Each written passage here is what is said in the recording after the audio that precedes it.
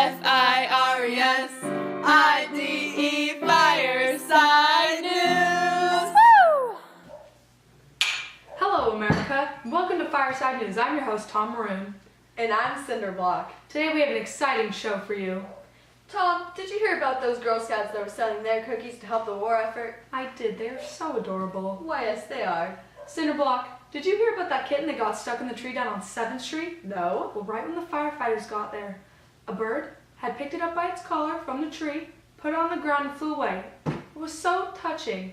Well, I wish I'd been there to see that. Me too. But today, on this episode of Fireside News, we're bringing you into the war and how it is affecting our community. First, you're going to see an interview with the GI. Then we'll have a heartwarming talk with children on their efforts for the war. And then after, I will be taking you into the household of a Mexican American, and we'll be having an interview with them. I'm so excited. I can't wait. This will be a great show. Let's get started. Hello, welcome back to Fireside News. I'm Barbara Walters, and I'm here with Sylvia Gaines. Sylvia is 10 years old and is here to talk about how the war is affecting her childhood. Hello, Sylvia.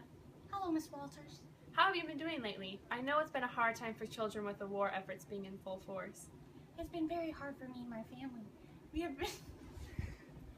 We have become very poor since the war started. Also, my dad was sent off to war, so my mommy has been working in the factories again. I never really see her. Wow, Sylvia, that must be very hard for you. Do you have any siblings? Yes, I do. I have 2 younger brothers because my daddy is fighting in the war and my mommy is working. I have to take care of them during the day. My mommy says it will help me become more independent, but sometimes it's really hard. You said you take care of your brothers during the day. Does that mean you and your brothers don't attend school? No, I do not go to school anymore because I have moved around so much since war. Staying home and helping my family survive is more important right now. How do you help out, Sylvia?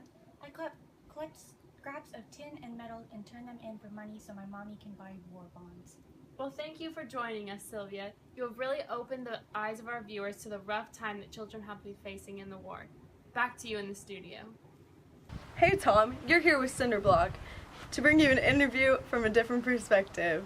World War II has left many minority groups wondering why they should even help out the war effort in America, especially Mexican Americans being denied basic citizenship rights and being restricted to racially segregated neighborhoods.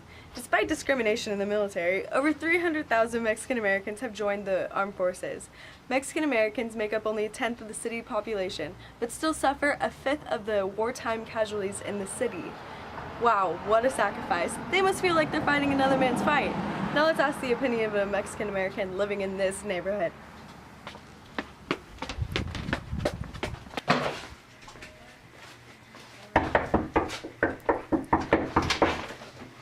Do you speak English?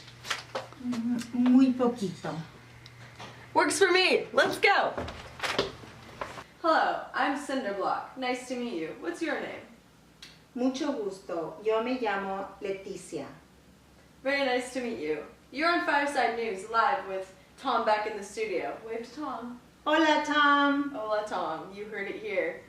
How do you plan on joining the war effort? Es mi esperanza. I'm just kidding. I would like to ask you first about a little background on your family life before we jump into the big questions. Go ahead. Oh, sí. Okay. Sí, soy casada. Mi esposo fue reclutado a la guerra. Tengo 4 hijos sin padre. Soy tratada con perjuicio porque soy mujer y americana. All right, cool. Next question. How do you plan on joining the war effort? Como americana, yo quiero ayudar a mi nación y ser vista como una persona americana. Yo quiero trabajar para ayudar y estar cerca a mis hijos y a mi casa. Es importante que sepan que mujeres solamente ganamos 60% de lo que un hombre haciendo el mismo trabajo gana. Tenemos que hacer cambios. Ya. Good. Is that your son over there? Sí, es mi hijo. Do you want to bring him over here? si quieres. Come over here. What's your name and how old are you? Hi, I'm Jose. I'm 17 years old. I look a little old for my age. So, Jose, how have you been dealing with being a Mexican American youth during the war? I refuse to conform to the social restrictions demanded by segregation. We're tired of being told we can't go to this show or this dance hall because we're Mexican, or that we better not be seen on the beachfront, or that we can't wear drape pants or have our hair cut the way we want to. Why do the cops hate the Mexican kids and push us around? I want to know the same thing. 98, 99, 100. Whew. Good golly, you work out? Yeah, I do. I'm trying to get strong to go build airplanes for the Army. Wow, everyone should be more like Julie. With the establishment of the Women's Auxiliary Army Corps in 1942, now women can serve in the Army. Don't let all the men do the dirty work.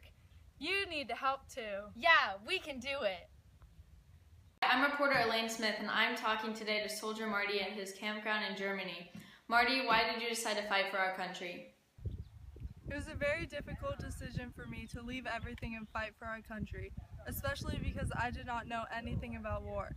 But when I heard that the federal government was providing great benefits for the returning soldiers, I was ready to go to war. Was it hard to leave your wife? I had actually gotten married right before I was deported to war, just in case anything would happen to me. We rushed to City Hall right away when we found out I would be leaving soon. It is very hard for me to be away from her. What's the first thing you're gonna do when you get home? Buy a house with my loan. Does that make fighting in the war worth it? No, it does not, but at least it is something. Sorry for the technical difficulties. Back to you in the studio, Tom. Well, what did you think of that show today? Well, if I was America, I would say that show is great. Well, thanks, America. Hope you enjoyed this amazing newscast. And tune in tomorrow for some more exciting news. I'm Tom. And I'm Cinderblock. And we're signing off.